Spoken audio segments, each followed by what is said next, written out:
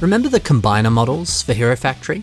Take two sets, merge them together, and get something brand new.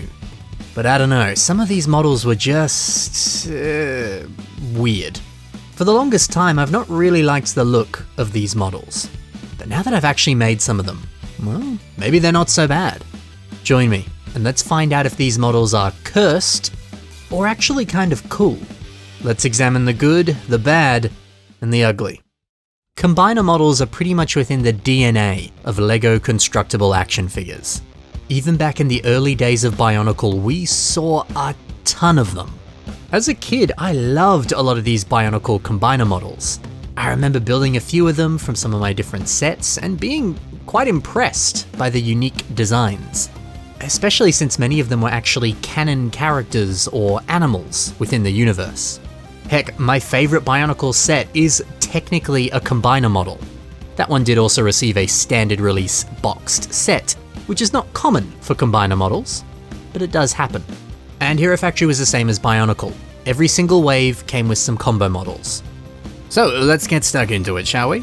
The combo models I want to discuss today come from the 2012 sub-theme Breakout. It's the sub-theme that is widely regarded as the best Hero Factory theme. So surely that must mean that these are also the best, right? So what better combo model to begin with than one that features Core Hunter? If you take Breakout Bulk and Core Hunter, you get Weird Centaur Core Hunter. The model doesn't actually come with a name. Well, it does, but the name is Villain Combiner 7, which is not really a name. Now, it is worth noting that the character is not canon to the world of Hero Factory. They've never appeared in any comics, animations, books, nothing.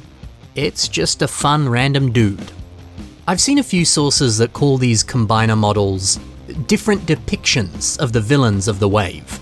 Now that's an interesting way to look at these. I don't really like the idea that this is meant to be Core Hunter. Core Hunter as a character works because he looks like this silent assassin, an agile warrior of darkness. He's basically a super spy from a SWAT team with his realistic night vision goggles. But here, he's a horse dude. That's almost like the total opposite of what he once was. Gosh, it's strange to see a centaur character. There's not many sets that really explored that idea. Well, actually, we did get something that was a little bit similar. One of the Bionicle combiner models was basically a centaur. I wonder if the LEGO designers took inspiration from this when making the combo model. So as wacky as this idea is, why the heck do I like it so much? Those blood red claws with huge spikes stemming out of the back, giant missile launchers on the shoulders, a surprisingly posable tail, and some somewhat nice shaping on the back. There's actually some cool looking stuff that's going on here. For being very limited on the amount of pieces that you have to make this, the LEGO designers did a pretty good job. They made the most out of this limited parts selection. Yes, the colors are a bit inconsistent, although not on the feet. These two sets happened to both share black feet, so it kind of lended itself to a four-legged design. I don't know, overall there's a surprising amount of ingenuity and creativity to this.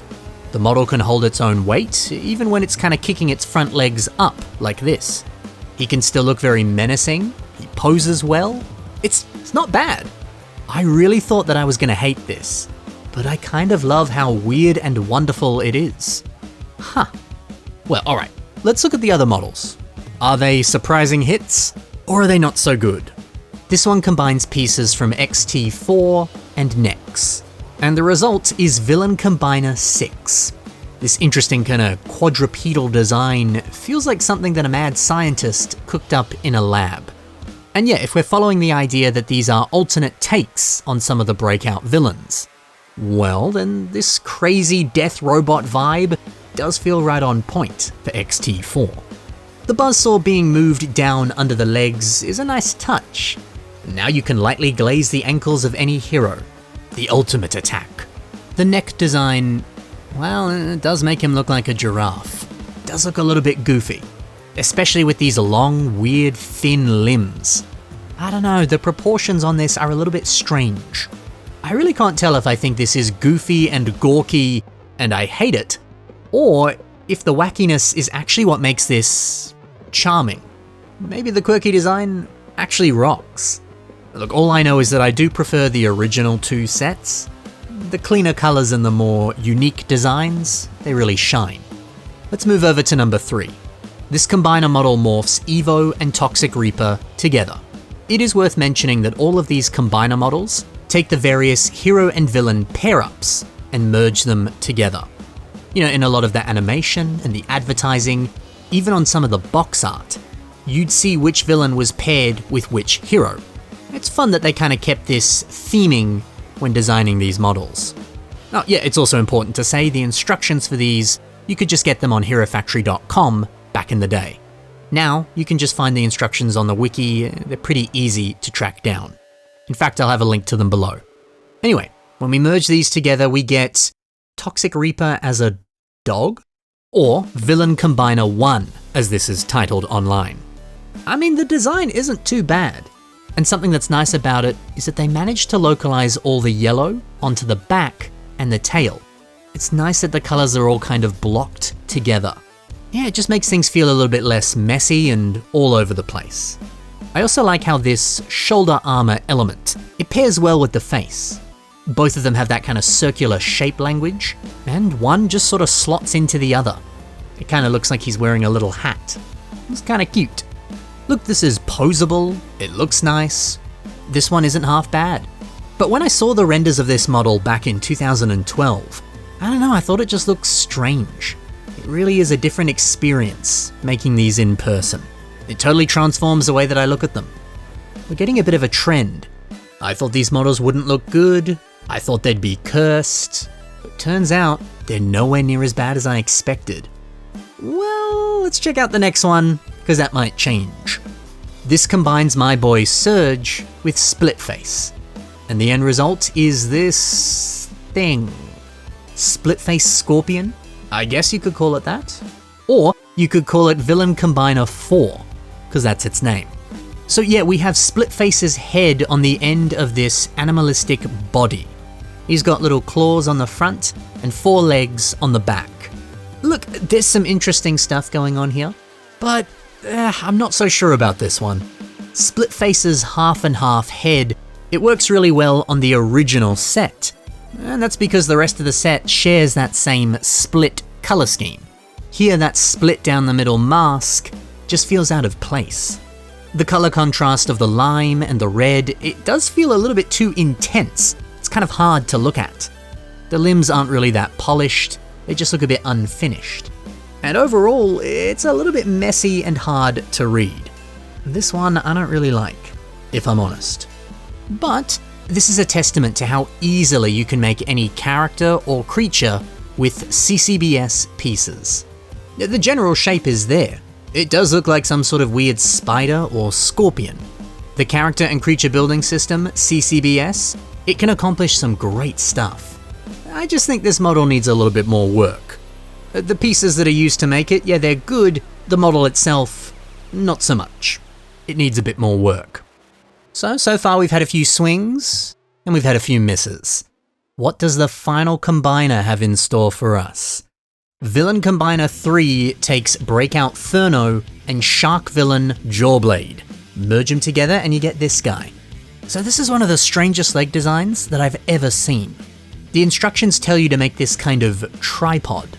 This long tail becomes, yeah, a long third leg, and it's used to kind of balance things out.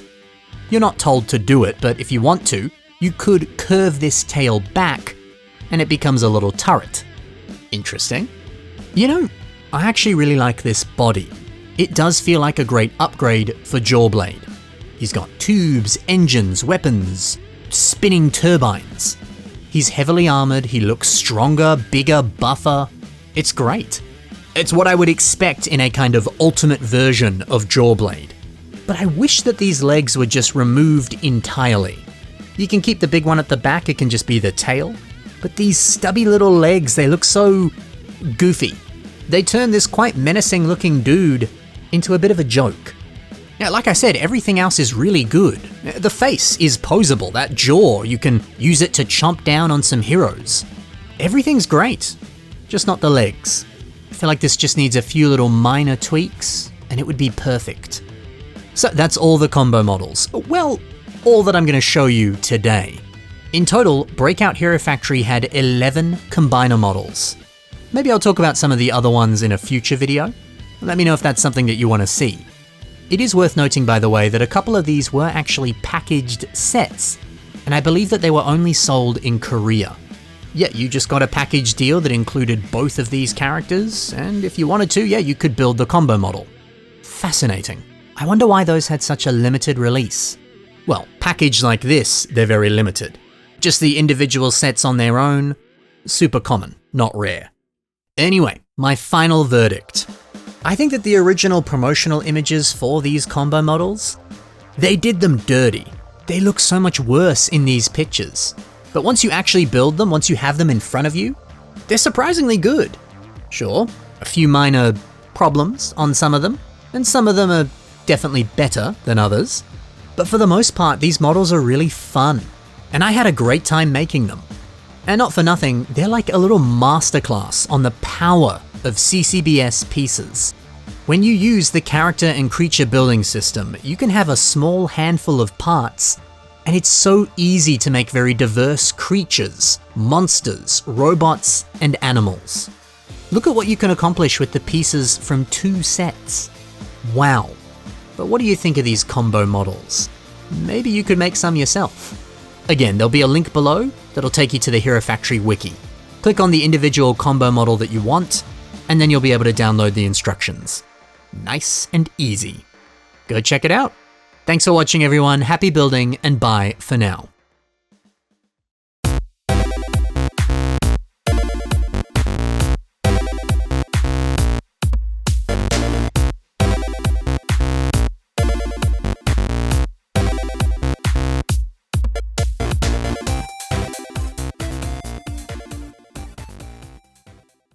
So if I had to name these guys, I guess I would call them Core Centaur, XT4.5, Toxic Hound, Splitface Scorpion, and Ultimate Jawblade.